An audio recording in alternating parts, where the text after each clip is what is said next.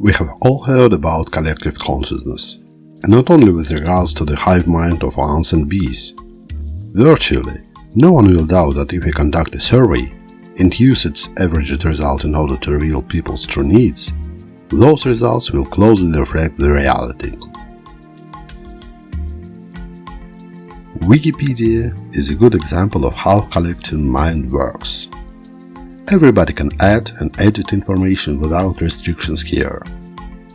As a result, we have the most complete and reliable encyclopedia in the entire history of the mankind.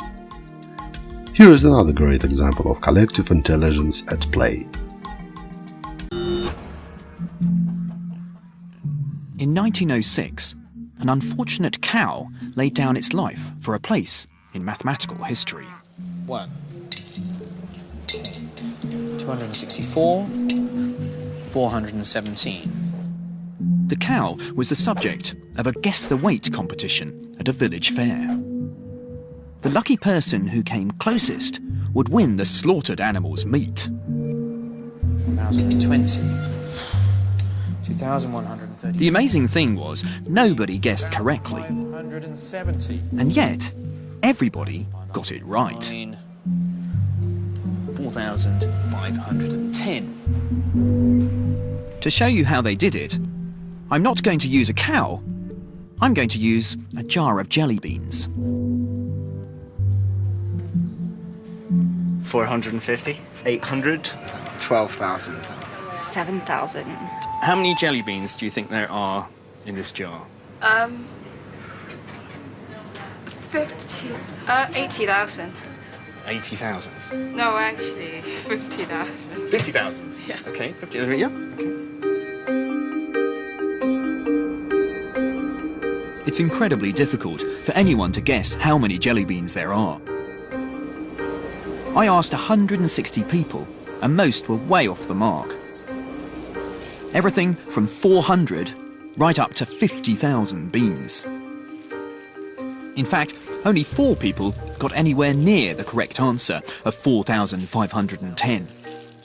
Plus 1,500, plus 3,273, plus 873,000, plus... But if I add all the answers together and take the average, I'll get the combined guess of the entire group. Plus 4,000, plus 500, 463, plus 853, plus 1,000, plus 5,000, which gives a grand total of 722,383.5. Somebody thought there was half a bean in there. Now, there are 160 guesses made, so let's see how close they are collectively. Wow, that's extraordinary. If you remember, there were 4,510. The average guess to the nearest bean is 4,515. I mean, I thought it'd be close, but I didn't think it'd be that close. That is ridiculous. So although we had guesses that were all over the place, up in 30,000s, right down in the 400s, collectively, we get something which is just 0.1% away from the real number of beans in there. So, as individuals, the guesses are just that, guesses. But when you take them collectively, they become something else entirely. 5,000, 1,450. 9,000. 2,000. What tends to happen is that, more or less, as many people will underestimate the number of jelly beans as overestimate it. 1,766. A few people will be way off the mark either way, but that doesn't matter. Provided you ask enough people, the errors should cancel each other out.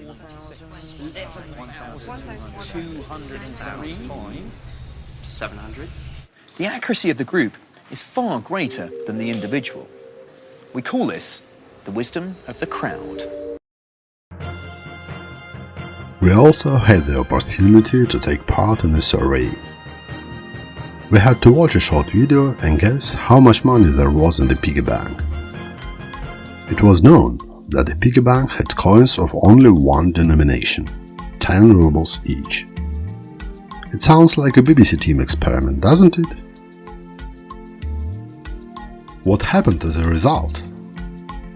Let's reveal in advance that the amount was exactly 14,650 rubles or 1,465 coins.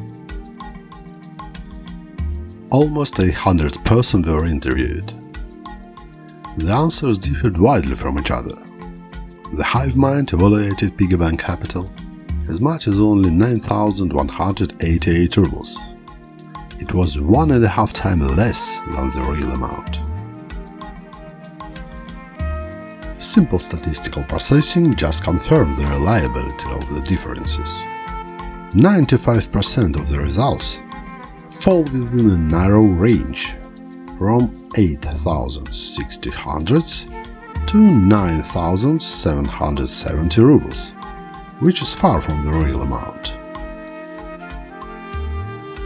Why, when assessing the number of jelly beans in the jar, the collective intelligence shows the highest accuracy, but in our case, despite the huge number of respondents, the Hive Mind was wrong?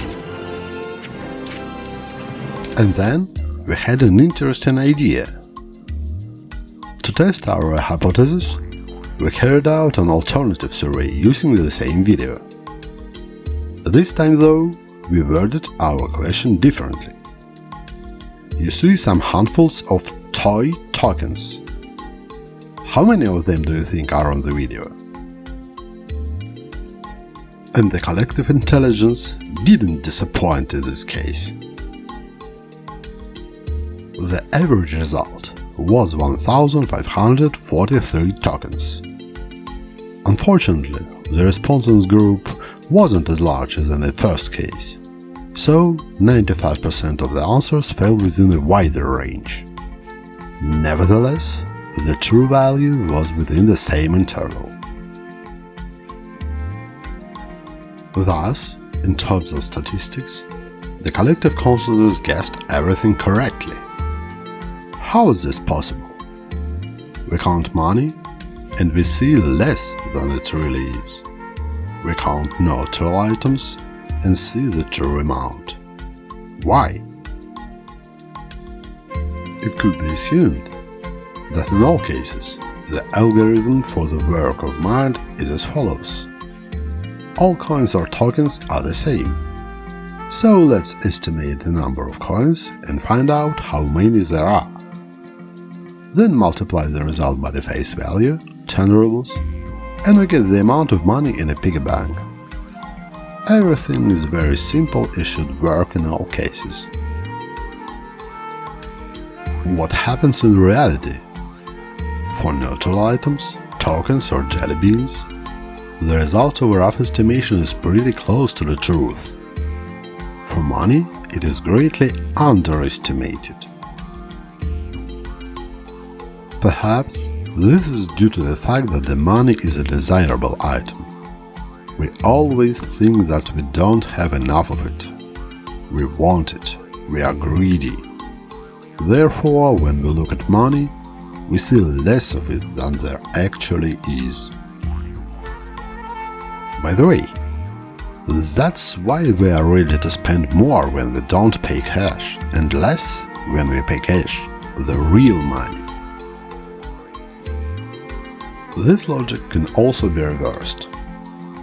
When we look at nasty objects, it seems to us that there are more of them than there are in reality. I think this is not hard to confirm experimentally. However, it is possible that the underestimation of piggy bank amount occurs because usually only small amounts can be made up in coins. In this case, it is not an emotional scenario of greedy distortion that will work, but a rational one.